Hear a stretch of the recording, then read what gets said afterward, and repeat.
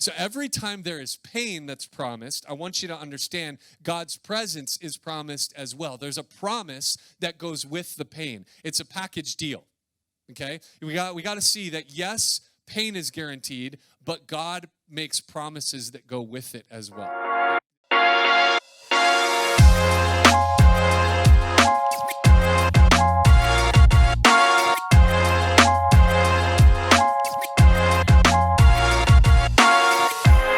Clarksville church destroyed in the floods. The church now owns less than we did when we first opened.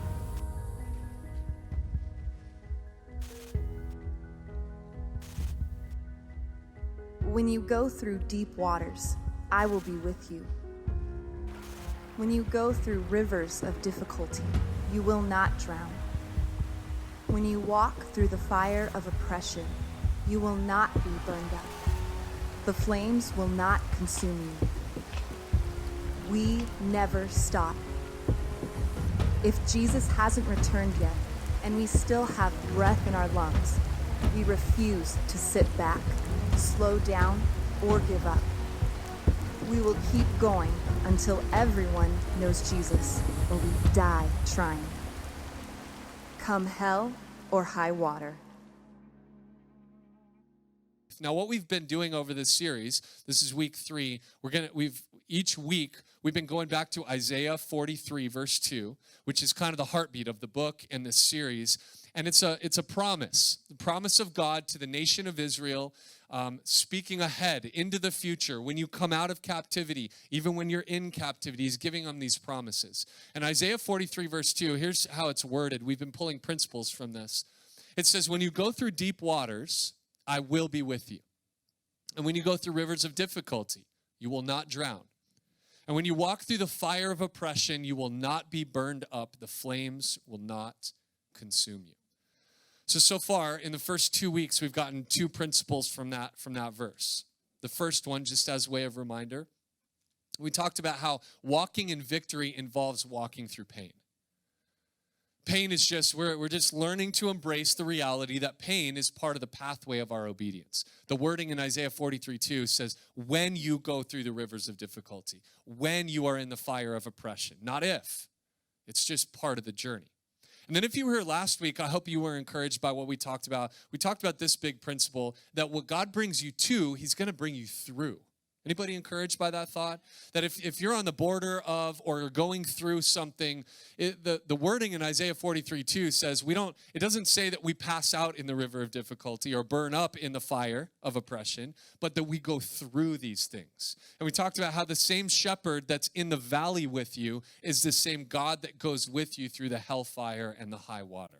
If he gets you to it, he's going to get you through it. We got to trust him in that.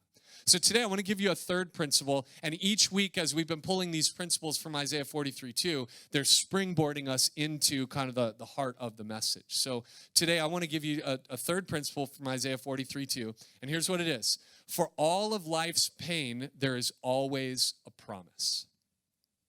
Again, referring back to Isaiah 43, verse 2, every time there's a mention of pain, there's a package deal of God's promise that goes with it. When you go through deep waters, I will be with you, he says. When you go through the river of difficulty, you will not drown. There's a promise. There's pain, but there's a promise.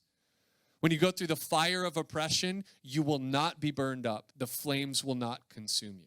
So every time there is pain that's promised, I want you to understand God's presence is promised as well. There's a promise that goes with the pain. It's a package deal, okay? We got to see that, yes, pain is guaranteed, but God makes promises that go with it as well.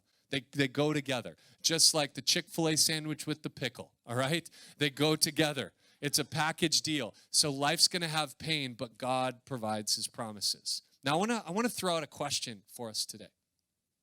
This is going to kind of lead us into what we're talking about today. What if God gives you a promise and you step out in faith and it just doesn't go like you thought it would go? What do you do? I don't know if any of you have ever encountered this before.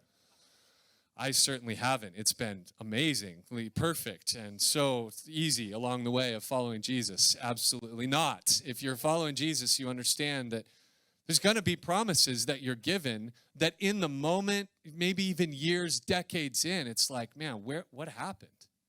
How did we get there? So I want to answer that question with a message. Here's the title of the message. Here it is. Just build the boat. We're going to talk from the original flood survivor, Noah himself. Hebrews chapter 11. I just want to look at one verse today, Hebrews 11, verse 7. Noah was the original survivor man. If you've ever seen the TV show Survivor Man, or like Bear Grylls, he's like trudging through the forest and surviving by finding berries and eating grasshoppers and all of that stuff, right? Like, that's all nice. But that's not Noah status, okay? Like we got Noah in the Bible that is the original survivor man who survived the flood, the worst thing that's ever hit planet Earth, God's judgment being poured out literally on millions of people. And Noah survived it. But he didn't survive it by finding the right berries or because he was great out in the forest. He survived it by audacious faith. And we want to look at this today in Hebrews chapter 11. Just one verse, verse 7. Watch this. I'm reading from the English Standard Version. It says this, by faith, Noah, being warned by God concerning events as yet unseen, in reverent fear, constructed an ark for the saving of his household. By this he condemned the world and became an heir of the righteousness that comes by faith. Hebrews chapter 11, in case you're not aware, is often referred to as the Hall of Faith. It kind of journeys through history, men and women who have gone before us, and it describes what they did, things that they did by faith. In fact, the phrase by faith is used almost 20 times in this one chapter. It's going to talk about all these things that these people did by faith. So here's what I want to do. I want to answer this question. What happens when God's promises don't turn out like we thought they were? As we just kind of journey through this, here's what I'm going to do. I'm going to give you 3 kind of take-home thoughts. And then at the end, we're going to talk about how do you discern between, is this faith or am I just crazy? Because maybe you've found yourself there at some point. I want to kind of just break it down and give you some real practical thoughts on how that plays out to discern between the two. So I want you to first notice this in verse 7. Notice Noah's approach to building the ark. 2 phrases just jumped out off the page of me from this verse. By faith and in reverent fear. This is important. So this brings us to point number 1. Write this down. Faith and fear are a lethal combination. And by lethal, I mean not to you, but to the devil.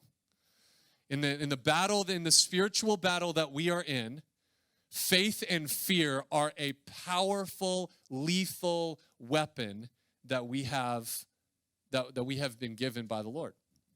So think about it in your own house. There are certain things that on their own are not a big deal, not super dangerous. There can be things like we clean your kitchen counters or your clothes with bleach, right? Or maybe vinegar you use in food to flavor it. And although on their own they can have their own issues, when you combine bleach and vinegar, they can create a very toxic gas that can be not only dangerous, but it can become lethal. So I want you to think about that visual and just understand that faith all by itself without reverent fear is just it tends to just be a little bit crazy, because we have to balance it out with the humble approach of being fearful, reverent fear, humble, worshipful fear. And when you combine those two, I'm telling you, the devil runs for cover when there's fear and when there's faith. Put those together. And here's why I say this is so dangerous for the devil. Because when I look back on history, at the moments where God's miraculous hand intervened and provided for his people and protected his people and fought their battles for them, when I look back and I read about those moments, you know what I always find? Both of these ingredients. There were people who were believing by faith, and at the same time, they approached God in reverent fear. Just understanding that I'm going to humble myself. And oftentimes reverent fear is displayed through prayer. God, I believe you can do that, right? Do you remember the man in the Gospels? God, I believe, but help my unbelief. That's, I think, in so many ways, that's faith and it's fear. It's just humbly approaching God. It's us saying, God, I believe you can do that.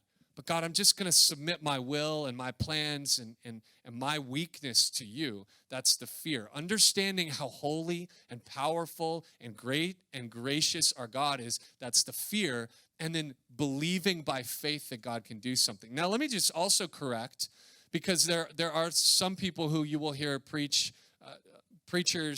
who will tell you that if you just believe something enough that you can kind of force God to do it.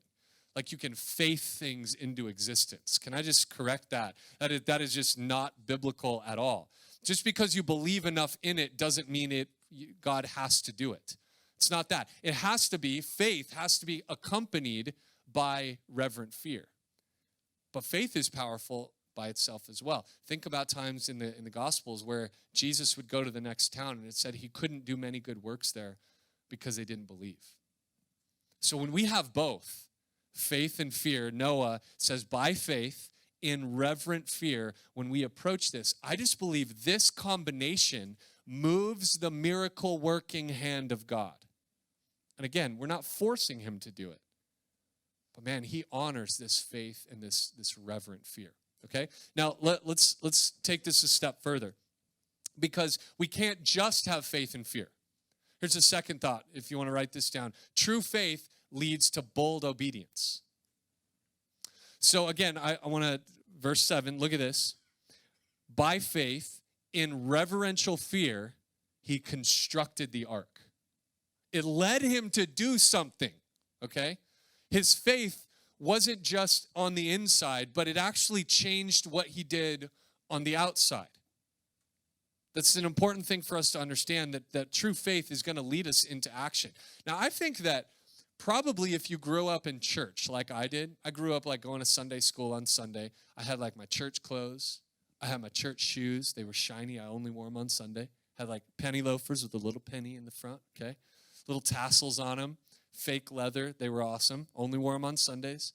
I grew up going to church in Sunday school, and I've heard the story of Noah 1,000 times, right?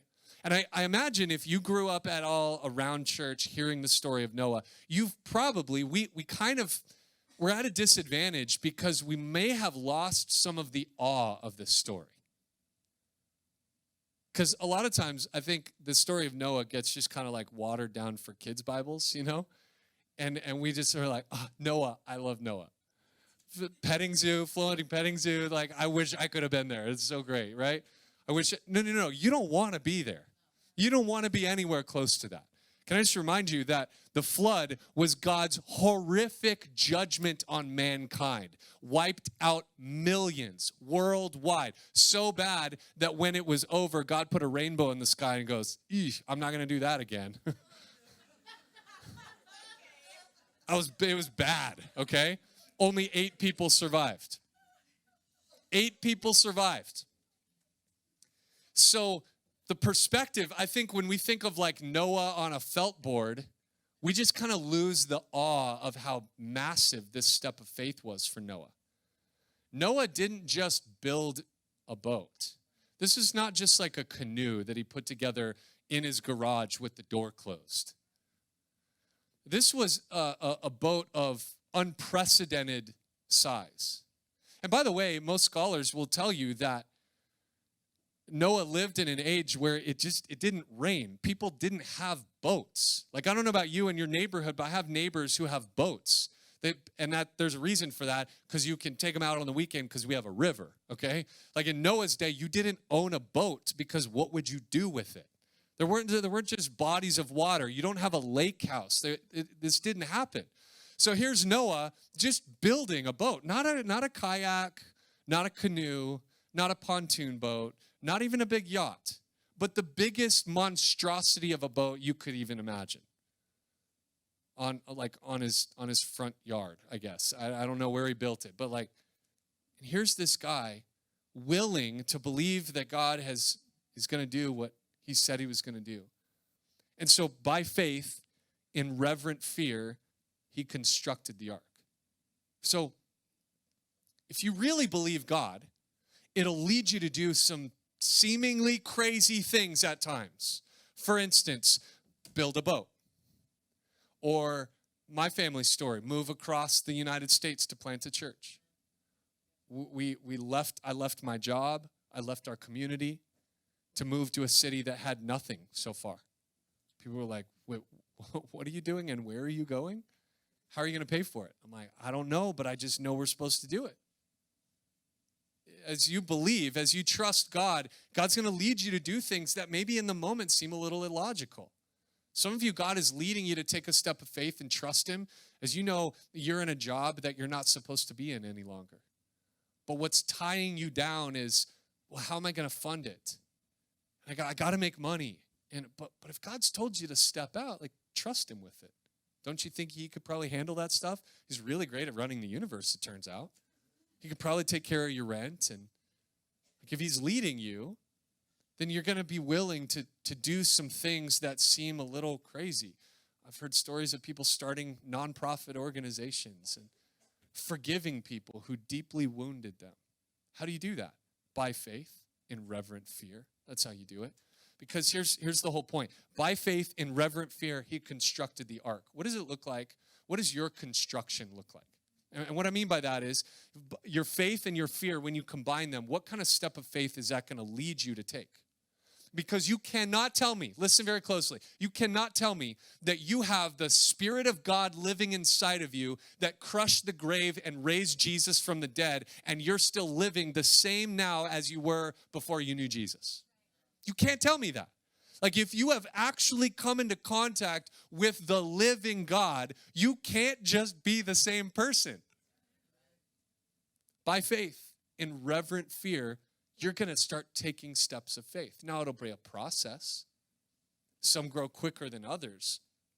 But the bottom line is, faith without works, James chapter 2, faith without works is dead. It doesn't even have a pulse. Like, here's the reality. I don't need to stand on a stage and tell you I believe in God. Just follow me around. I hope you'll see it. I hope you'll see it in my life that I trust God with my finances. Not always maybe as I should, not perfect in it. That I trust God and I'm willing to trust him when he leads me to take a step of faith. I hope that the more you get to know me and the more you're around our family, I don't have to just tell you that I believe in God. You're going to see it. And you know it's the same the other way. That I should be able to look into your life and I don't need you to write me a letter and tell me about how much you believe in God. Could we just hang out? I'll bet I could see it. Because true faith will change you. By faith, in reverent fear. Now, I think the most amazing thing about Hebrews 11, verse 7, is what's not mentioned. Okay, think about this. When I talk to you about Noah, what are some of the first things that come to your mind? Answer me. What are some of the first things, when I say Noah, what are some of the first things that come to your mind? Come on, what is it? The ark? Animals? Water? Flood? Okay, naked and drunk. That is part of the story. Now, if that's the first thing that comes to your mind, I mean, anyway, yeah, I'll meet you later, Josh. I'm kidding. Listen, when I say Noah, a lot of us, one of the first things we're going to think of is the flood. You know what's amazing about it? Chapter 11, verse 7? It doesn't even mention water. It's just like not even.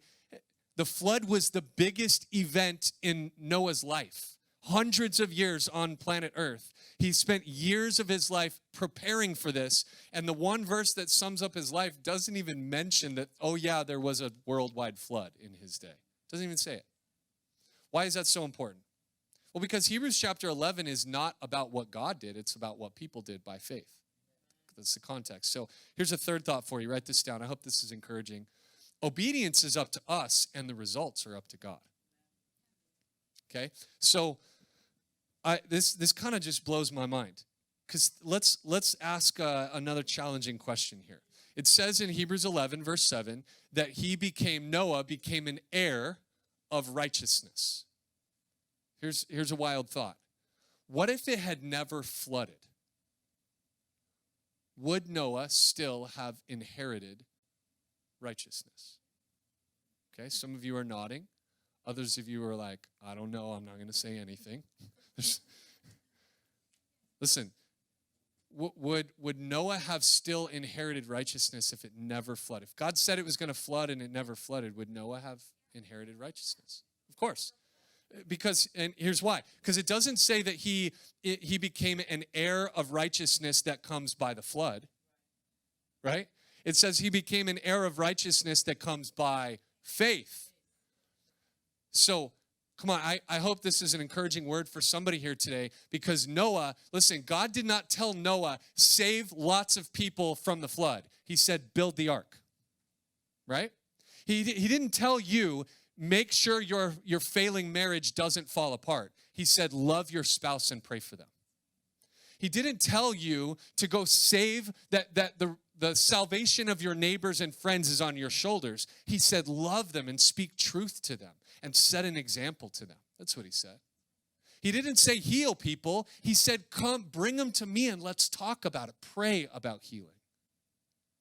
He didn't say, make sure that you provide all of the money that you need for all of the things that are ahead. He said, be faithful with what I've given you and trust me, I'm the provider. Right? The obedience is our part and the results are God's. Now, the only way that the results or the consequences are going to be on us is if we just decide, I don't want to obey. And so then in that case, all of the consequences and results are on your shoulders. But here's the beautiful thing. When you trust God and you take him at his word and you take that step of faith, then the results are no longer on your shoulders. It's not up to you. That's up to the Lord. You do your part. Faith, obedience, you take that step, God honors that step, and that's really what it comes down to. The faith and the obedience is up to us. And what God does with those things are up to him. The results are on him. So let me break this down, super practical, because sometimes it's not so much about like you're unwilling to take a step of faith. You're wondering if like, is this even faith or is this just stupid? Okay, come on, let's be honest. Sometimes it feels that way, and let's be honest too that sometimes faith feels kind of stupid, and sometimes we're doing stupid things and we're disguising them as faith. Okay. Come on, let's be honest. So I wrote down like 4 thoughts that I think will help you kind of discern and navigate a little bit when you want to take a step of faith, okay? 4 quick things. These will be super fast. Number 1, when you know God is leading, then it's faith. You're like, well, how do I know? Well, I wish I had time to tell you all of the circumstances, but you're going to know. As you're talking with the Lord, as you're reading in his word, as you're surrounded by godly people, you're gonna sense the direction that God is leading you. So when you know God is leading, it's faith. But the reality is that sometimes it feels crazy even when you know God is leading. Faith, by definition, by the way, is a little crazy. It's believing what can't be seen. Hebrews 11, verse 1. So right there, you just have to know that taking a step of faith will always be filled with a bunch of what-if questions. So if sometimes you're taking a step of faith and it's going to feel a little crazy, that's all right. Here's a second thought. I'm trying to be super practical here. Second thought, when your motives are selfish, it's stupid, okay? Like, I'm just trying to level with you here. Why should I candy coat it? If you're out to build your own name or your own kingdom, then don't waste your time. That's a waste of your time. It's a waste of your resources. If you are out to increase yourself, can I just remind you that if you're out to build your name, the Bible says Jesus already has the name that's above all the names. So just don't even waste your time. God doesn't share his glory. His stated purpose is that the earth would be filled with his glory. And so if we are out to build our own glory, we're just wasting our time. That's stupid. Okay? If your motives are selfish, then just don't even worry about it. Number 3, here's another one. When people think you're stupid, it might be faith still. One name, Noah. To the anger of Noah's HOA, he built a boat in his neighborhood somewhere. Can you imagine if HOA, homeowner association, existed back then? Sometimes you're going to do something that God is leading you to do, and you know you're supposed to do it, and everybody around you thinks you're off your rocker. We sold our condo when we owned a condo in New Mexico. We just knew God was leading us to Clarksville to plant this church. And so months before, plenty of time before, put it up on the market. And like crickets, like nobody came. And so we cut the price and we did open houses and like nothing was happening. We didn't know what to do, but we knew this. We're supposed to be in Clarksville. And we can't afford to own a house in New Mexico and rent a house in Clarksville. So do we just wait around endlessly for the right buyer to come? Or do we just like pick a date and say this is going to happen? And we chose the latter. And so we didn't know how it was going to work, and we boxed up all our stuff, and we sold our condo while our moving truck was halfway full 2 days before we were going to pull out of town. I was carrying a box, and our realtor called, and I answered the phone, and she said, hey, here's the price. Somebody put an offer on it. It was way lower than we wanted it, but it left us in the black, and I said, sold, and I put the moving box in the truck. People thought we were crazy. That's okay. About 1.5 years ago, a couple hundred of us caught the vision behind this vacant 90,000 square foot building, old Kmart off of Madison, the bypass. I shared this vision that God had led us there, that this is our Canaan, our Jericho. And so I had this crazy idea I shared with the church 1.5 years ago, March 2018. And I said, hey, if God is leading us here, what do you do at Jericho? You pray and you worship and you march, right? So come on, church, tonight, 6 p.m., we're going to pray for the clouds to part and the sun to shine, and we're going to go out there and we're just going to worship and pray in that parking lot like we own the place. Well, the clouds did not part and the sun did not shine. And 3 hours later, 39 degrees and pouring rain. We went out there, and I thought, it'll be us and like a couple dozen people. Oh, no, 250 people showed up, face masks and gloves and scarves, and moms pushing strollers with blankets, and we just like marched around that place and worshiped like we owned it. And people thought we were crazy. The manager of Food Lion walked out like, do I need to call the police? Like, what's happening here? And I don't remember who it was, but I remember overhearing this conversation. So much confidence. I loved it. The owner of Food Lion came out, the manager of Food Lion came out, and he goes, what's happening here? And somebody from Awaken walked up and goes, oh, don't worry about it. We're just here praying because our church is going to get that building. And I was like, that's right, you tell him, right? That's faith. That's faith. So sometimes God's going to lead you to take a step of faith, and people are going to be driving by like, what is that guy doing with the boat in his front yard? Well, who are those people walking around? Like, obviously, that the church isn't going to get that. People are going to think you're crazy, and that's okay. What we need to move past is the fear of what others are going to think. Now, let me give you just kind of a fourth and final thought. When godly people think you're stupid, you're probably stupid, okay? Sorry. No, I'm not actually. Because we're about being real here, and here's the thing. When there's a chorus of godly voices around you who are telling you don't do it, pay attention. Pay attention to them.